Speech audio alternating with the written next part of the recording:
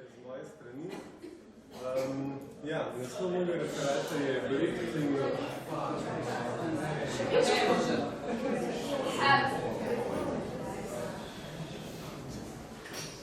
Naslov mojega referata je Breaking komedija.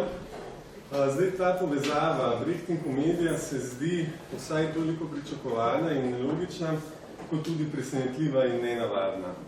Na to je pravzaprav opozoril že Brecht sam. Tako je na primer v uvodu malega organona za gledališče, ki ga imamo lahko za neke vrste ABC Brechtove gledališke metode, dokaj zgovorno zapisal. Citiram. Prikličimo torej, gotovo na splošno obžalovanje, svoj namen, da se bomo umaknili iz kraljestva ugodja in povejmo na še bolj splošno obžalovanje, da se mislimo kakor najlač naseliti ravno v tem kraljestvu. Imejmo gledališče za zabavišče, kakor se za estetiko spodobi, in raziščimo, kakšno vrsto zabave nam obeta. Konec citata. Zdi se torej, da je že Brecht sam v sebi značilnem ironičnem tonu naslovil razcep med dejanskimi nameni svoje gledališke metode in splošnim utečenim mnenjem, ki Brechta do neke mere še vedno opisuje s pojmi in izrazi, ki menda niso združljivi s komedijo in zabavnim, ampak naj bi ima bili celo nasprotni. Tako, na primer, na eni strani Brecht v nadaljevanju malega organona za gledališče vztrajno ponavlja, da sta zabava in razvedrilo ključna smotra njegovega gledališča, po drugi strani pa Brechtu njegovi nasprotniki oponašajo prav to. Njegovo gledališče naj ne bi bilo zabavno in še manj komično, kar seveda ni nujno isto. Temu stališču podkrepitev se med drugim prilaga Brechtove lastne izjave o tem, da je učenje ena od glavnih funkcij njegovega gledališča. Konec koncev v svoji najbolj eksperimentalni fazi Brecht ni le napisal serije tako imenovanih učnih komadov, ampak je enega od njih, in če smem dodati najbolj notoričnega med njimi, torej ukrep pozneje celo določil za model gledališča prihodnosti. Poleg tega se je Brechtu učitalo, da je njegova gledališka metoda intelektualistična, da se odpoveduje čustvom in da namesto tega nagovarja zgolj razum. Značilen je na primer naslov spominov Der Dichter und die Ratio, ki jih je v Brechtu objavil njegov prijatelj iz Weimarskega obdobja, Fritz Sternberg. Prav tako zgovorno je reklamno geslo Brechtove založbe Surkamp, ki je Brechta v nekem trenutku oglaševala kot klasika razuma. No, vsezadnje pa je k vsemu temu treba dodati še splošno veljavljen status Brechta kot političnega umetnika in, kot opozarja Mark Silberman, v Brechtovem primeru političnost pomeni predvsem naklonjenost komunizmu in njegovim konceptualnim idejam. In tudi komunizem naj ne bi prav posebej rezoniral z idejo smeha in zabave, saj menda politika resna zadeva, ki ne gre mešati z lahkotnim humorjem in komedijo. Skratka, razum namesto čustev, učenje namesto zabave, resnost namesto humorja in na koncu Brecht namesto komedije. Če stvar zastavimo na ta način, hitro vidimo, v čem je srč težave. Namreč nikakor ne v tem, da bi se Brechtu pripisovalo nekaj, kar zanj sicer ne velja.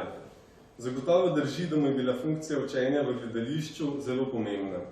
Prav tako drži, da se je zavzemal za kritično držo in ocenjujoče izražene stališč. In seveda je bil Brecht tudi političen avtor. Težava je zato prej v tem, da naj bi se vse troje izključevalo z možnostjo komedije. Ne gre torej toliko za to, da Brechta rešimo pred neutemeljenimi očitki, pač pa da pred njimi rešimo komedijo. Na obtožni klopi ni Brechta več sam žanr komedije. Ali rečeno neposredno. Gre za to, da komedija ni le lahkoten, benevolenten umetniški žanr, pač pa je lahko tudi politična. Kar za Brechta ne pomeni nič drugega kot to, da lahko komedija kaže na spremenljivost in minljivost obstoječih družbenih razmer, se pravi, da lahko spodbija obstoječe ideološke hegemonije. Zdaj, do te ugotovitve bom skušal priti s pomočjo dialektične metode. Splošno znano je, da se je Brecht dialektiko prizadeval prenesti v gledališče.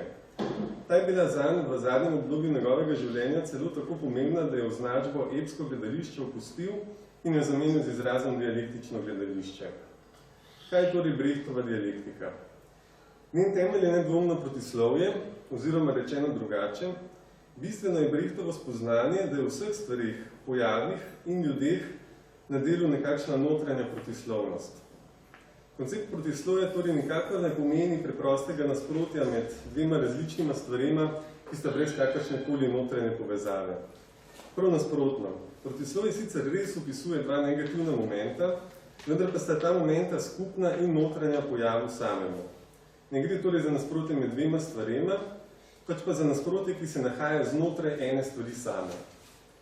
Zdaj, da to ponazorim, lahko vzamemo za primer domnevno protislovje med čustvi in razumom.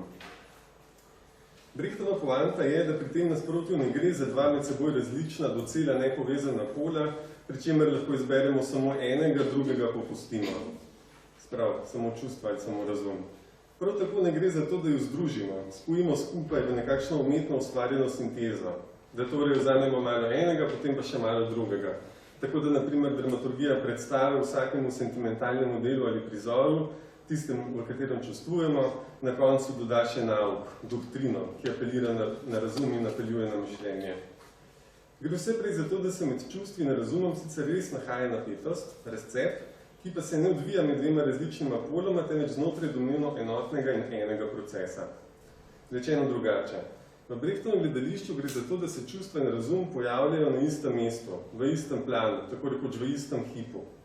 Tako se, kot piše Käthe Rühlke-Weiler, Brecht ne bori proti čustvom povsem nasplošno, temveč zgolj proti nekontroliranim, spontanim, impulzivnim čustvom, proti, kot temu reče, čustveni infekciji, ki se odpoveduje instanci kritičnega mišljenja.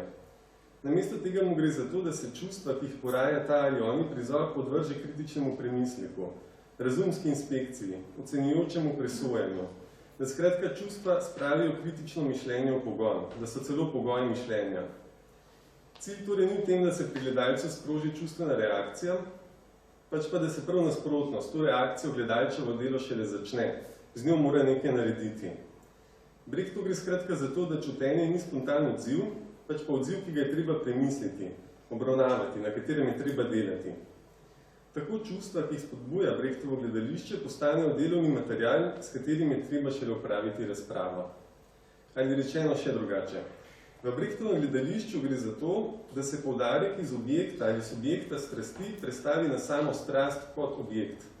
In natanko to je tisto, kar Alenka Zupančič določi kot eno od poglavitnih lastnosti tako imenovanih pravih komedij. Razlika med pogojno rečeno konzervativnim in progresivnim tipom komedije je tako prav v tem, da prvi tip spodbuja zgolj nereflektiran smeh, smeh, ki omogoča eskapizem, ki zagotavlja pobeg v domnevno varno enklavo, kjer se ne ukvarjamo s problemi aktualnega sveta. Drugi tip komedije pa smeh in čustvo obravnava kot tisto, kar mišljenje šele spravi v pogon, kar je pogoj za kritiko. Tako da rečeno z Walterjem Benjaminom, pretres trebušne prepone postane začetek kritičnega pretresanja obstoječih družbenih razmer. Enako bi zdaj lahko rekli tudi za povezavo med spoznavanjem temeljnih družbenih zakonitosti in zabavanjem. Brechtova poanta je spet v tem, da se eno in drugo nahaja na istem mestu, da se poraja v istem planu. Ne gre za to, da se malo zabavamo, potem pa še nečesa naučimo, da prijetno združimo s koristnim. Saj je prijetno vedno že samo tisto, kar je tudi koristno in obratno. Tako je učenje, ki vodi k novim spoznanjem, ki omogoča nove poglede, ki nam kaže razloge za obstoječo družbeno stanje in širi horizonte mišljenja, vedno hkrati tudi že zabavno in prijetno. Velja pa tudi obratno. Zabava je na višku svojega pojma le takrat, ko si jemlje družbo v kritičen obzir, ko kaže na nezadostnosti in pomanjkljivosti obstoječega družbenega reda. Ko skratka do obstoječih, dominantnih ideologij ni apologetska ali afirmativna. Pristajanje na obstoječe zatiranje in neenakosti namreč nikoli ne more biti zabavno. Rečeno drugače, Brechtova obljuba je, da je proces poznavanja vedno poln užitka, prav tako pa mora tudi zabava, če naj bo sprava, spodbujati kritično mišljenje in s tem omogočati nove poglede v družbene procese. Od tu do brechtovske definicije komedija je le še pol koraka.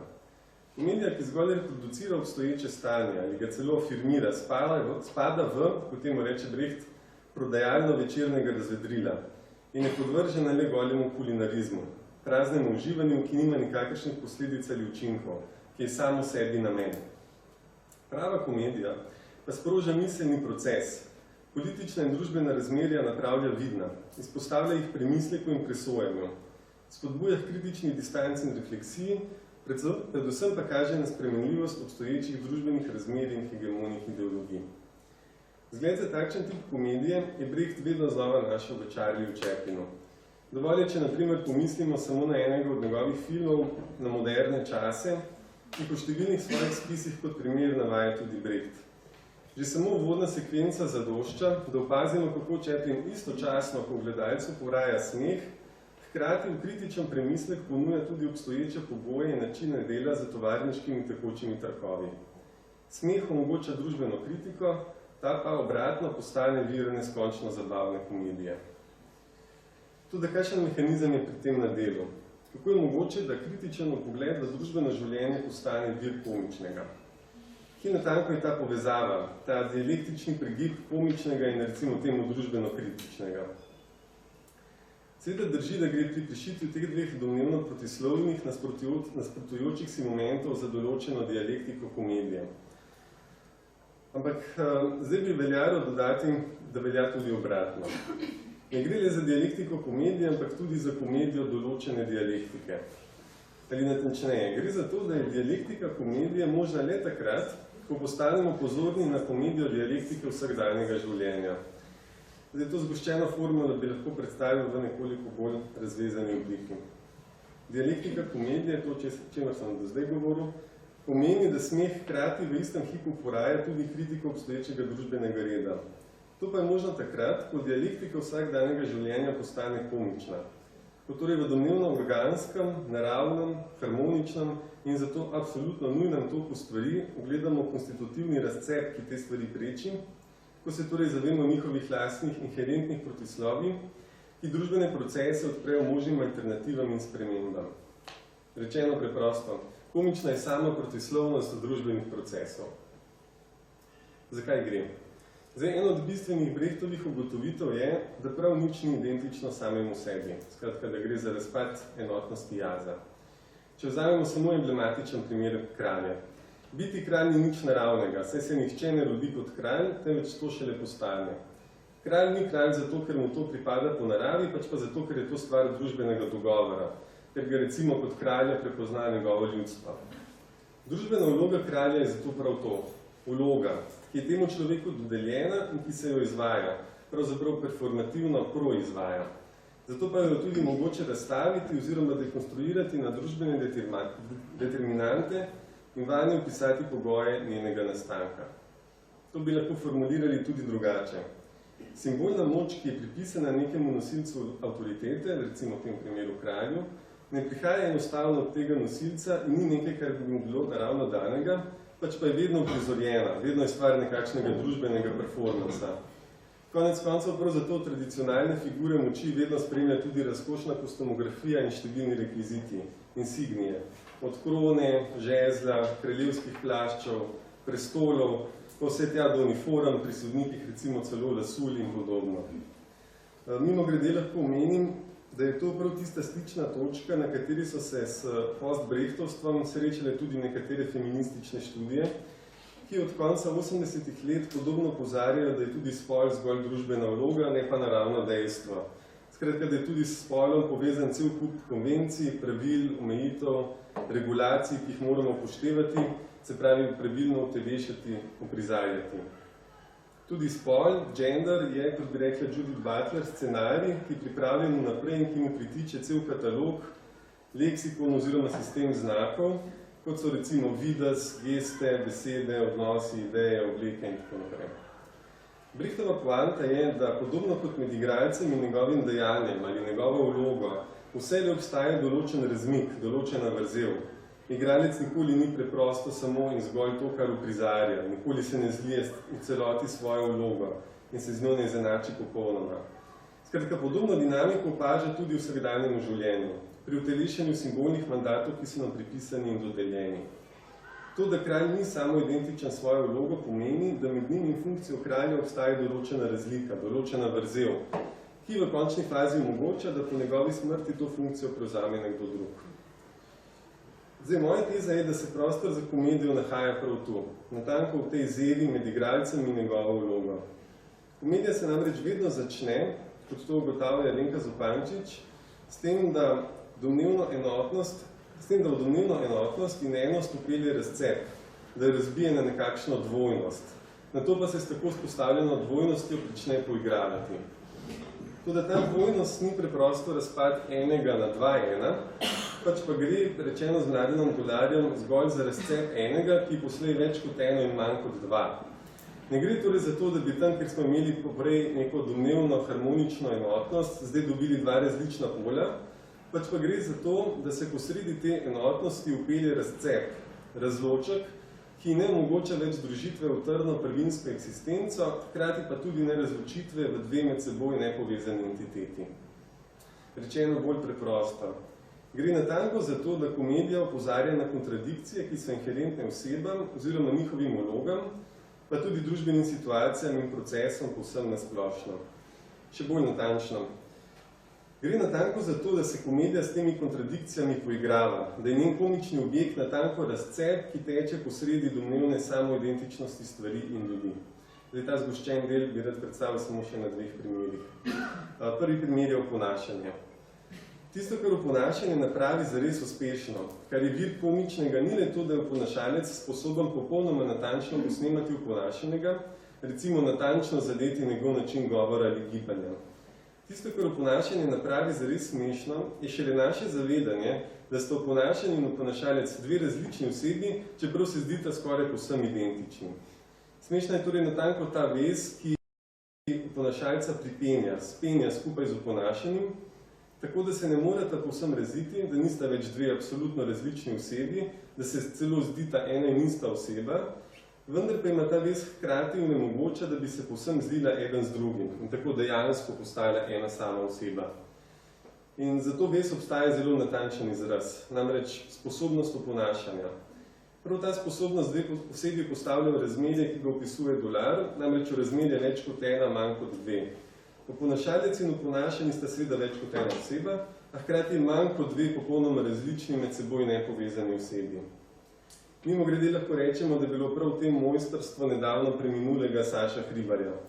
V svojih radijskih imitacijah je namreč tako natančno zadel glasove slovenskih javnih osebnosti in predvsem politikov, da si je bilo prav mogoče za hip predstavljati, kot da govori res ta prava oseba, vendar pa je Hribar svoje like vedno znova postavljal v povsem absurdne in bizarne situacije, v takšne, v kakršnih oponašanci nikoli ne bi bili. Tako seveda med njim in tistimi, ki jih je oponašal, nikoli ni prišlo do popolnega zlitja in vir komičnega je bil prav ta razcep. Lahko si predstavljamo, da če bi Hribar govoril natanko tako, kot bi govoril predsednik vlade, to ne bi bilo smešno. Smešno postane šele to, da se nam v poslušanju njegove oddaje sicer zdi, kot da govori predsednik vlade, čeprav se seveda vse skozi zelo dobro zavedamo, da je to v resnici zgolj Sašo Hribar. Smešno je torej samo dejstvo oponašanja, se pravi zavedanje, da z vsemi oponašanimi liki, ki se zdijo, kot da bi bile zares čisto prave osebe, v resnici tiči zgolj hudomušen komik, ki jih z veliko veselja vedno znova spravlja v kar najbolj nenavadne položaje in situacije. Zdaj, oponašanje je seveda le eden od mnogih primerov komičnega, je le eno od številnih matric, kako proizvesti komični objekt. Kljub temu pa menim, da gre pri oponašanju za mehanizem, s katerim lahko pojasnimo tudi tisto vrsto komedije, ki se ukvarja z dvojniki. Tam je namreč zanima, zato ker se Brecht, ki sicer ni napisal veliko komedij, v eni od njih ukvarja prav z razcepljeno identiteto svojega protagonista. Tu namreč mislim na igro Gospod Puntila in njegov hlapec Mati. V njej spremljamo Puntilo, ki je razcepljen na dve med seboj povsem različni osebi. V svojem treznem stanju je krut, zatirajoč, tiranski kapitalist, ki se požvižga na delavske pravice, skrbile za svoje partikularne in materialne interese in podpira vsa sredstva, ki so potrebna za dosego cilja. V svojem pijanem stanju pa se spremeni v dobrodušnega, prijaznega človeka, ki podpira delavski razred, se zavzema za odpravo razrednih neenakosti in se ogorčeno poduje nad višjimi družbenimi razredi. Toda poanta je spet v tem, da ni smešna le ena ali druga plat Puntilove osebnosti. Puntila ni smešen preprosto samo kot trezni kapitalist ali kot pijani komunist. Tisto, kar je smešno, je ravno napetost med tema dvema obrazama. Vir komičnega so situacije, v katere prvi Puntila spravlja drugega, tako da na primer zjutraj rešuje posledice prepite noči. Če bi Atašeja, pomembnega političnega funkcionarja in po naključju tudi zaročenca Puntilove hčerke Eve, ozmerjal in iz hiše nagnal hlapec Mati, to ne bi bilo smešno. Smešno postane šele, ko to napravi Puntila, saj v tem ekscesu opazimo kontradikcijo med njegovimi materialnimi interesi in pijanim delirijom, v katerem se nahaja. Smešna je torej sama napetost med Puntilo v pijanem stanju, ki ne prenese razvajenih višjih družbenih slojev, in Puntilo v treznem stanju, ki bo naslednje jutro zgroženo ugotavljal, kaj je napravil, na vso moč skušal popraviti škandal, ki ga je povzročil. Smešna je torej prav ta vez, o kateri sem govoril prej, ki Puntilova dva obraza ločuje med seboj, ki ne dovoljuje, da bi se zlila v enega in sebe ter svoje interese uglasila med seboj, ki pa hkrati tudi ne omogoča, da bi se popolnoma razcepila in ločila. Smešna je torej tisto, kar je v Puntili več kot ena, manj kot dve. Se pravi ta razcep, ki teče posredi Puntilove osebnosti in ki nemočnega Puntilo vedno znova postavlja v neugodne situacije. Toda, če je to vir komičnega, o čem naj bi bila tu na delu tudi družbeno-politična kritičnost? Preprosto v tem, da nam stvari pokaže ne samo takšne, kakršne so, ampak takšne, kakršne bi lahko bile. Puntilo, hlapec mati in vsi okoli njega res sprejemajo in priznavajo vlogo dominantnega, vladajočega kapitalista. Toda Puntila je hkrati tudi povsem nesposoben bedak, pijano Teslov. Družbena razmerja bi lahko zato bila drugačna. Nobene absolutne nujnosti ni v tem, da nam vladajo Puntile, to nikakor ni naravno stanje. Je zgolj posledica ideološke konstrukcije družbe, v kateri živimo, in našega pristajanja na vloge, ki so nam dodeljene. Stvari so lahko drugačne. To je eno od glavnih političnih sporočil Brechtovske komedije in vse zadnje je to poziv, s katerim se ta Brechtova igra tudi konča. Prav zato bi lahko na zadnje rekel naslednje. Čeprav drži, da se Brecht v zgodovino ni vpisal kot veliki komediograf, pa morda na zadnje njegova gledališka metoda zares zaživi šele v komedijah, ki so na višini svoje naloge. Hvala lepa.